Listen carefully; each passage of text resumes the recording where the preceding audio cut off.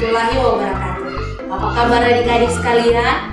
Berjumpa kembali dengan Kak Lilis dengan program Rumah Impian Anak bersama dengan Cinta Baca. Kak Lilis dari Perpustakaan Cinta Baca. Sebelum kita mulai, Kak Lilis mengucapkan Selamat Hari Raya Idul Fitri.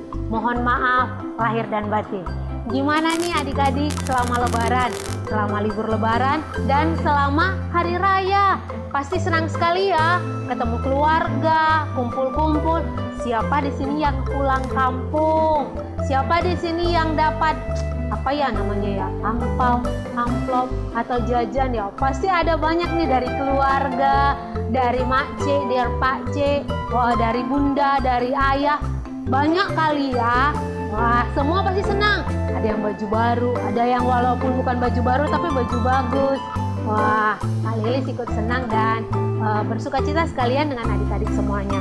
Nah, kita tetap nih menemani adik-adik sekalian yang mungkin udah masuk sekolah juga ya, udah mulai belajar, udah ada yang kalau sudah kelas 6 SD persiapan ujian minggu depan atau beberapa minggu lagi. Nah, kembali semangat ya, setelah liburan sekian lama kita mau semangat kembali untuk kita boleh belajar, untuk boleh ke sekolah, sungguh-sungguh lagi. Nah, menemani adik-adik sekalian, Kak Lilis akan membacakan buku buat kita semuanya.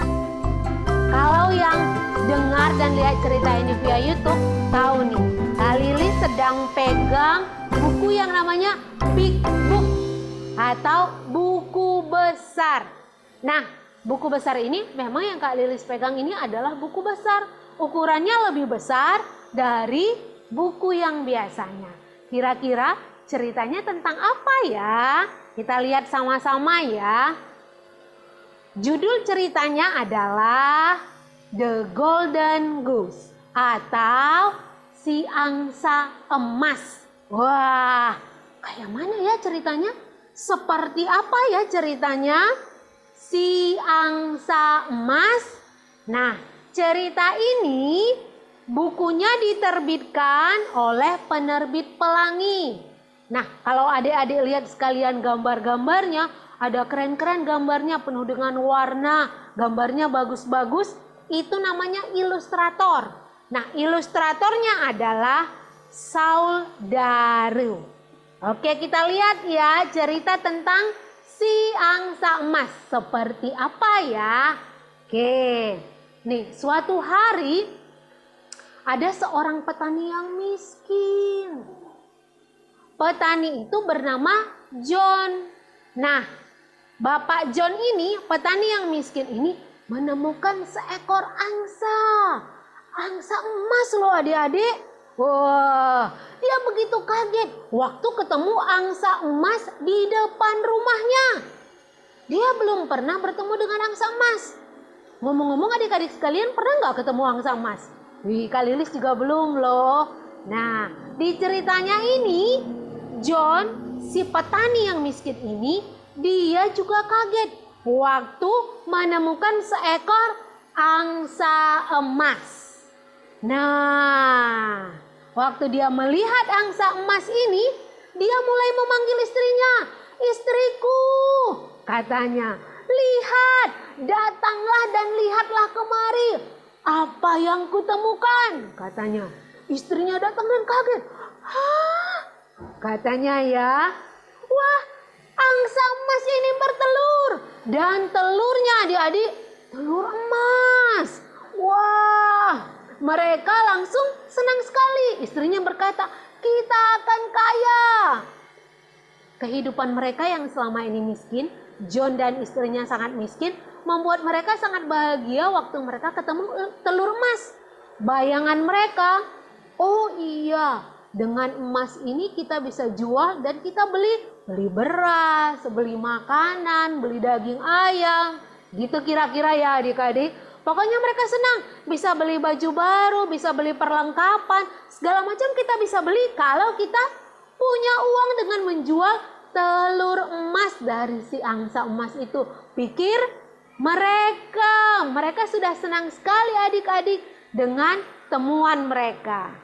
Nah, kemudian adik-adik, setiap hari angsa emas itu bertelur. Wah, bayangkan ya, dengan telur emas setiap hari dan John menjualnya, Bapak John si petani tadi, dia menjualnya setiap hari. Setelah bertelur, angsa itu John mengambil telurnya dan menjualnya. Lihat dulu rumah mereka yang sederhana sudah menjadi besar. Rumah yang dulu semi permanen sekarang menjadi rumah batu. Dulu rumah kayu adik-adik, sekarang jadi rumah batu yang permanen. Dulu yang bajunya sederhana, sekarang bajunya sudah bisa lebih baik. Ya, istrinya sangat senang. Mereka berbahagia dengan rezeki yang mereka terima. Nah, berikutnya adik-adik, si John yang awalnya bersyukur, dia mulai serakah. Wah, si John ini pengen lebih banyak lagi telur. Bukan cuma satu tiap hari. Wah, padahal kalau dibayangin kan adik-adik, dapat satu aja setiap hari itu sudah lebih dari cukup buat mereka. Karena harga emas cukup mahal dan lebih dari kebutuhan mereka sehari-hari. Tapi John, Bapak John si petani yang sebelumnya miskin ini, dia mulai serakah. Dia pengen lebih banyak. Bukan cuma satu telur. Wah, gimana itu adik-adik? Nah, karena itu Bapak John ini berencana untuk membunuh angsanya. Loh, karena kenapa dia mau bunuh? Dia pikir di dalam perut angsa itu ada banyak telur. Jadi ketika dia bunuh, dia potong perut angsa itu, maka telur-telurnya akan bisa dia ambil lebih dari satu telur dan dia jual, maka banyaklah uangnya. Demikian pemikiran dari Pak John, si petani yang mulanya miskin itu. Nah, kemudian benar adik-adik, Pak John si petani itu akhirnya apa? Membunuh angsanya. Dia tangkap angsanya adik-adik. Dia potong perutnya. Dia belah perutnya untuk mencari apa tadi? Telur emas. Bayangan dia akan ada banyak telur di perut angsa ini. Dan segera aku akan menjadi semakin lebih kaya dengan telur-telur yang kuterima. Demikian pikir John. Dia tangkap angsanya, dia potong, dia belah perutnya. Lalu apa yang terjadi adik-adik? Kira-kira ada nggak telur ya dalam perut angsa itu? Wah, ternyata adik-adik sekalian, tidak ada telur di perut angsa. Angsanya sudah mati. Si John kaget, marah, sedih. Karena apa? Karena dia tidak akan mendapat telur emas lagi. Dia mulai menangis. Oh, aku menyesal.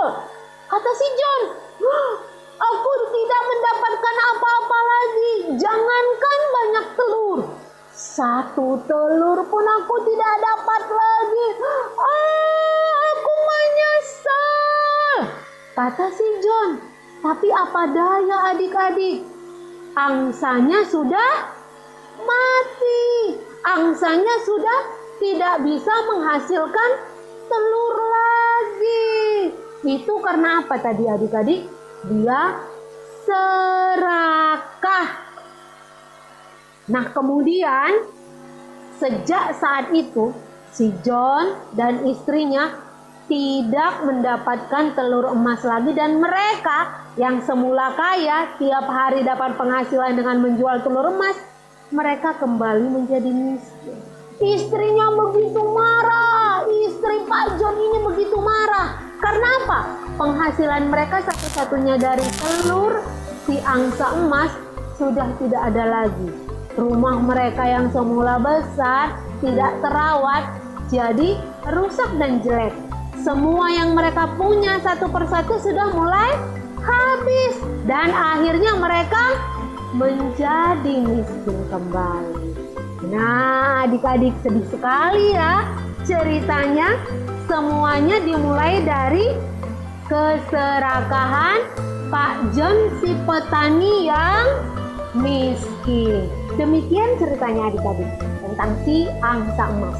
Pelajaran apa yang bisa kita ambil dari cerita ini? Kalau kita dapat rezeki, kita syukuri. Apa yang kita punya, kita nikmati. Tapi jangan menjadi lupa diri dan serakah. Karena serakah tidak akan pernah membawa berkah. Serakah akan membawa kerugian bagi diri kita sendiri.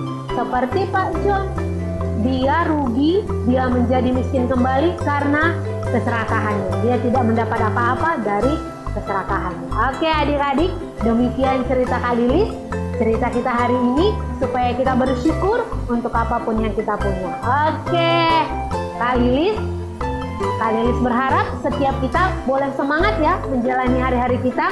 Ada banyak lagi buku cerita yang menarik, dan nantikan minggu depan kita akan menikmati bacaan yang berbeda kembali.